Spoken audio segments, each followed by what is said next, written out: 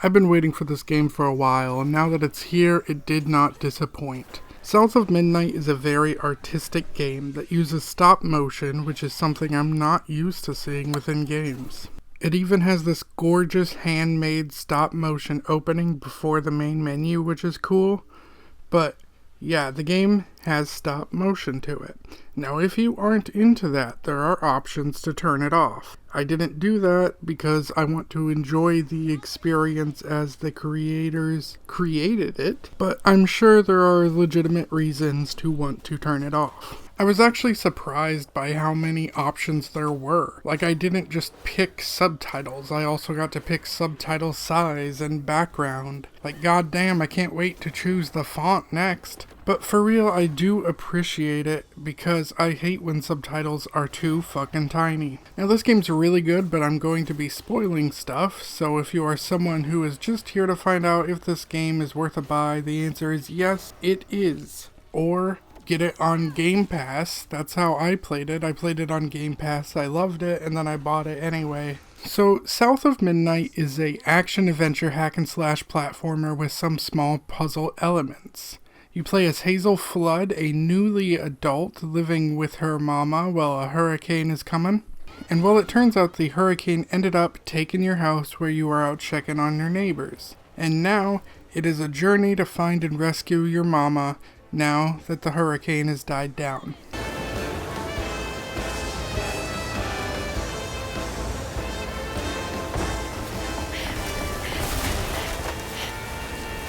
God damn it, I can't! I'm not fast enough. I'm always fast enough. The world begins to leave the realm of being grounded and goes into a more fantastical setting, in which what parts are or aren't real can be debated, but I think most of it, if not all of it, is somehow real. Maybe. It doesn't really matter though. It is still a wonderland and you are still an Alice. In fact, there is a lot here in the gameplay that made me think of how Madness Returns work. From the storybook cutscenes to the Wonderland setting, the platforming really felt a lot like it with its double jumps and floating and such. Combat also felt like that in many ways, from being a hack and slash thing to the way enemies act, and they both have these weird black bees that come out of hives you have to destroy. And both games deal with trauma and collecting memories, and having your outfit change multiple times as the story progresses. I'm not saying these are the same game whatsoever, I'm just saying I appreciate the similarities. I mean, they are also quite different as well. The combat of South of Midnight is weird, and weird doesn't mean bad, it just means weird. Normally in a hack and slash you are mainly hacking and slashing, with defense being a secondary thing. But I would argue in South of Midnight, your defense is like your primary thing. You are mainly dodging and then timing things and then evade, evade, evade. It's like you hit and then dash away till it's safe, and then you hit and then you dash away till it's safe. You rinse and repeat. Again, I'm not saying it's bad at all, just saying it's different, and I'd argue I don't like it as much, but I don't hate it. You also have other special abilities. The most useful to me is you can throw your sidekick and he will temporarily take control of an enemy, and then you also can weave up an enemy to keep them stuck in one place. Outside of combat is the platforming, and while I would change a couple things in the controls, like making the glide just a third jump with A instead of pressing B, I think overall it's really good. This is a company that has done platforming before and they know what they're doing. Now, I mentioned a sidekick, and you do have one. His name is Crouton, and he's just this super happy silly guy who you can use to get into small places, and you can also just chuck him around. He loves it.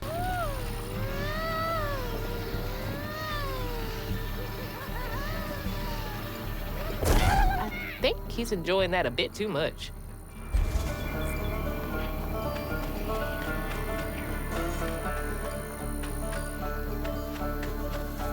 You also have a large catfish by your side helping you out. Which brings me to another point. This is for sure Louisiana. It's a Louisiana wonderland, and the monsters you fight are actual southern cryptids, which is pretty cool.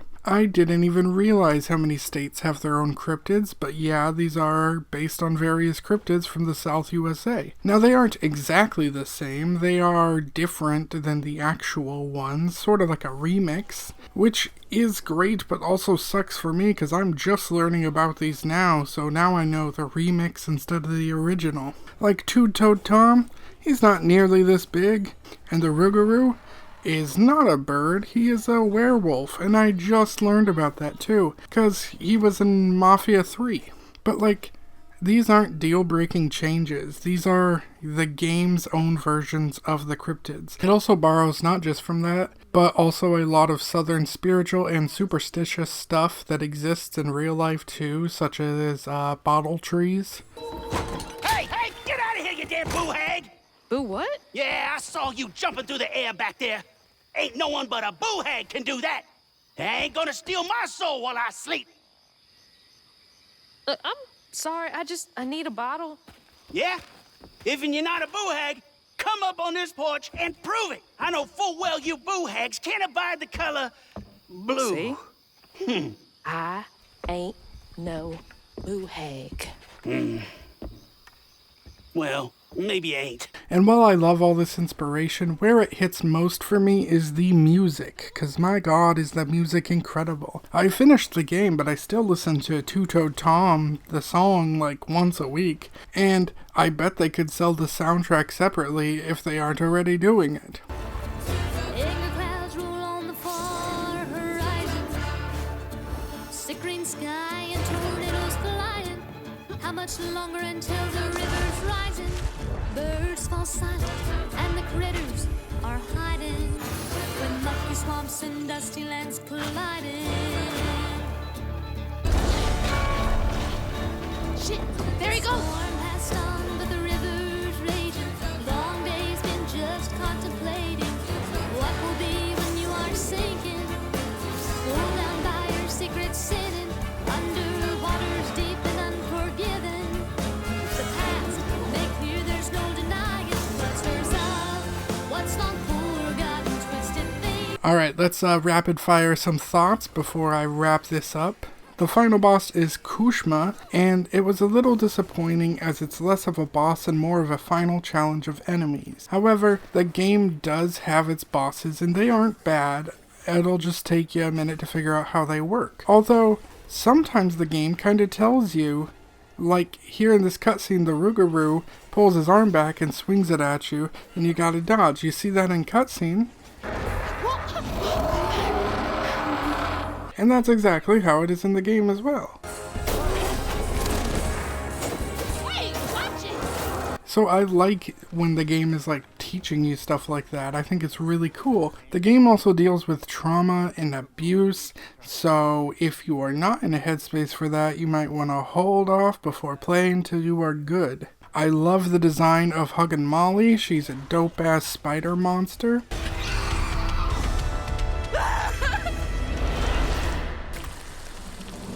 What did you do to her?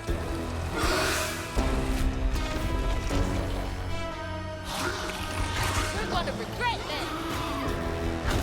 I also think this jazz world we go to is really cool. It kind of reminds me of the first game made by this studio called Contrast, which was also a jazzy platformer wonderland. Honestly, Compulsion Games always has really creative games, and here they did it again. And while I haven't played We Happy Few, I really do think this is their best and most creative game yet.